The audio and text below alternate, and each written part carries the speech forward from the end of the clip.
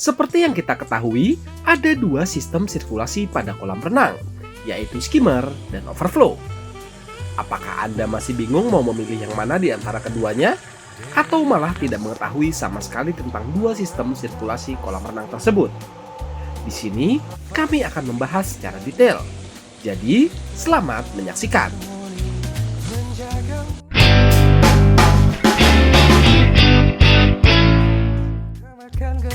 Kolam renang merupakan fasilitas yang premium dan membutuhkan cukup banyak budget dalam proses pembuatannya. Oleh sebab itu, sebisa mungkin Anda harus mengetahui dan memastikan terlebih dahulu semua hal tentang pembangunan fasilitas ini. Dan itu termasuk dengan sistem sirkulasinya. Karena segala sesuatu yang bersifat fisik pada kolam renang tentunya akan bersifat permanen. Oleh sebab itu, jika suatu saat ada perubahan, maka tentunya Anda harus mengeluarkan biaya kembali untuk proses perubahannya. Untuk membantu Anda memilih sistem sirkulasi yang tepat sesuai keinginan, di sini kami akan membahasnya.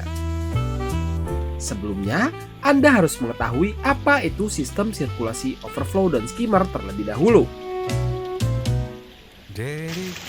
Pada kolam renang bersirkulasi overflow, akan ada air yang meluap dari dalam kolam renang, di mana nantinya luapan air yang keluar tersebut akan masuk ke dalam gutter untuk dialirkan kembali ke dalam balancing tank. Di dalam balancing tank, selanjutnya air akan dihisap untuk difiltrasi terlebih dahulu oleh filter sebelum dikembalikan ke dalam kolam renang. Tapi, akan berbeda jika Anda menggunakan sistem sirkulasi skimmer. Sirkulasi ini tidak memiliki yang namanya limpahan air yang keluar dari kolam renang. Jadi, nantinya level air pada sirkulasi ini akan terus terkontrol di level yang sama. Hal ini dikarenakan adanya sebuah alat bernama skimmer box yang berguna untuk menghisap kotoran yang terdapat pada permukaan air. Jadi, jika overflow mengandalkan limpahan air untuk membersihkan permukaannya, maka sirkulasi skimmer ini mempunyai alat skimmer box tersebut. Dengan adanya limpahan air pada sirkulasi overflow, membuat sirkulasi ini memiliki kelebihan yang lebih baik dibandingkan dengan sirkulasi skimmer. Karena limpahan air tersebut membuat air dapat dengan cepat tersirkulasi jika dibandingkan hanya menggunakan sebuah alat kecil seperti skimmer box. Akan tetapi, dari sisi lainnya, sistem sirkulasi overflow akan membutuhkan lahan yang ekstra jika dibandingkan dengan sistem sirkulasi skimmer. Hal ini dikarenakan adanya dua konstruksi tambahan, yaitu gutter dan juga balancing tank.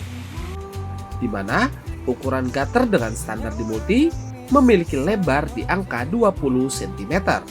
Dengan ukuran tersebut, maka setidaknya membutuhkan lahan ekstra sekitar 30 cm untuk pembuatan gutter. Belum lagi sebuah balancing tank, di mana nantinya ruangan ini akan membutuhkan area sekitar 1,5 meter persegi dengan kedalaman rata-rata sekitar 1,5 meter pula.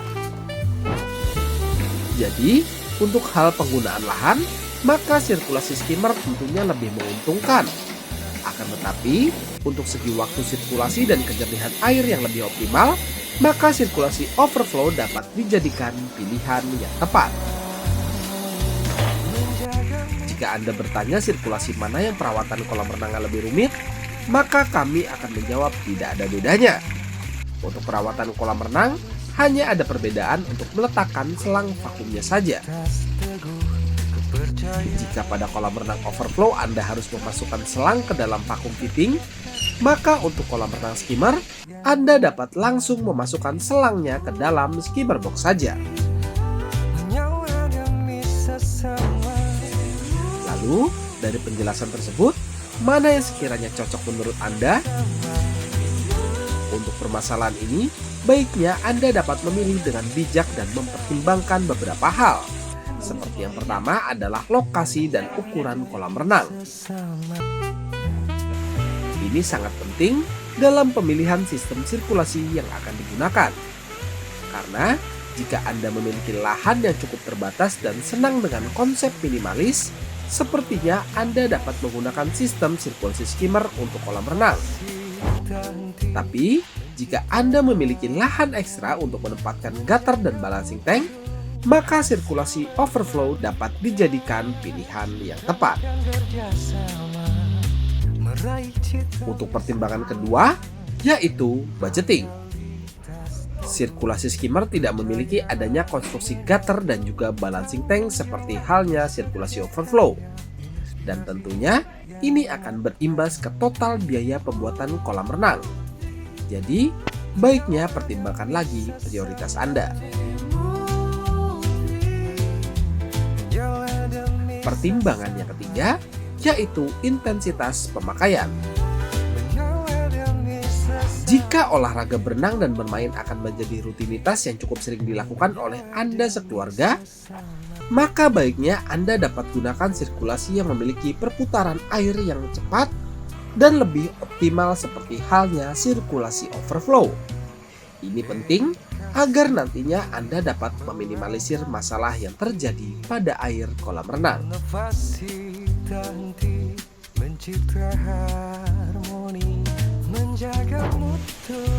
Dan hal terakhir yang bisa kami sampaikan, mau pilih sistem sirkulasi skimmer atau sistem sirkulasi overflow, pastikan kembali bahwa Anda mempercayakan pembuatan kolam renang ke pihak yang memang benar-benar memiliki pengalaman di bidangnya. Pastikan kontraktor yang Anda tunjuk benar-benar mengetahui tentang seluk-beluk sistem sirkulasi lengkap ke jalur pemipaannya, seperti halnya tim di Multipool. Jangan sampai Anda mengeluarkan ratusan juta hanya untuk sekedar membuat sebuah bak air raksasa dengan kondisi air yang akan sulit jernih. Terima kasih telah menyaksikan video kami. Jangan lupa untuk bantu support kami dengan cara klik tombol like, subscribe, dan tekan tombol loncengnya, serta bagikan video ini agar channel ini dapat terus berkembang dan dapat terus membagikan manfaat untuk Anda semua. Sampai bertemu di video kami berikutnya dalam di Multipool Channel. Sampai jumpa. Jika Anda membutuhkan jasa pembuatan ataupun renovasi kolam renang yang berkualitas dan juga bergaransi, Anda dapat menghubungi kami di nomor berikut. Atau Anda dapat menghubungi kami di kontak yang terdapat pada deskripsi video di bawah.